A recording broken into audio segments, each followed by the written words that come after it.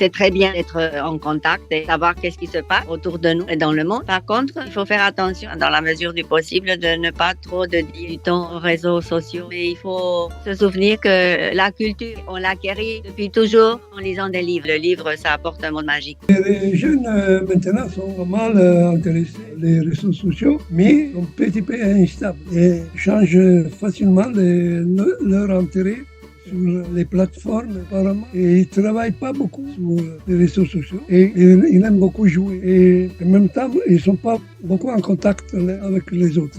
Well, il n'y a pas beaucoup de social, sauf avec les écrans.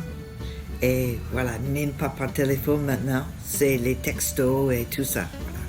Ah, je pense que c'est pas une bonne relation parce que d'abord c'est addictif. Hein, et puis les jeunes parfois peuvent ne pas être assez mûrs pour différencier les fake news des vraies informations. Alors les réseaux sociaux, comme toute chose, je pense qu'il faut que ce soit utilisé avec discernement et qu'il faut aussi oser utiliser son sens critique parce qu'on entend beaucoup de choses. Donc bon, voilà, si c'est bien utilisé, je trouve ça très bien.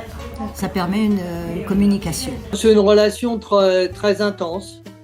J'entends beaucoup de critiques par rapport aux réseaux sociaux.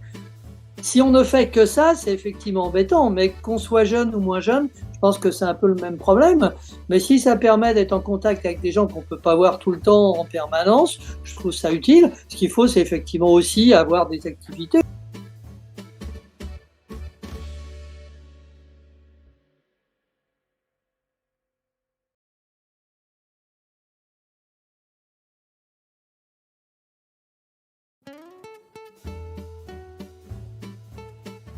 Chaque personne a des affinités ou a des sentiments pour les personnes âgées de sa famille. Ils se prennent le temps, s'ils le désirent, d'interagir avec les personnes âgées. Car il y a des choses à apprendre, il y a des choses à transmettre, il y a des échanges qui sont bénéfiques pour les deux. Donc, ça dépend de chacun.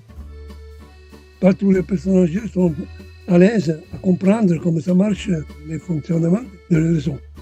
Et les jeunes n'ont pas vraiment l'attitude d'avoir parlé avec les personnes âgées, même quelquefois sont utiles dans les familles.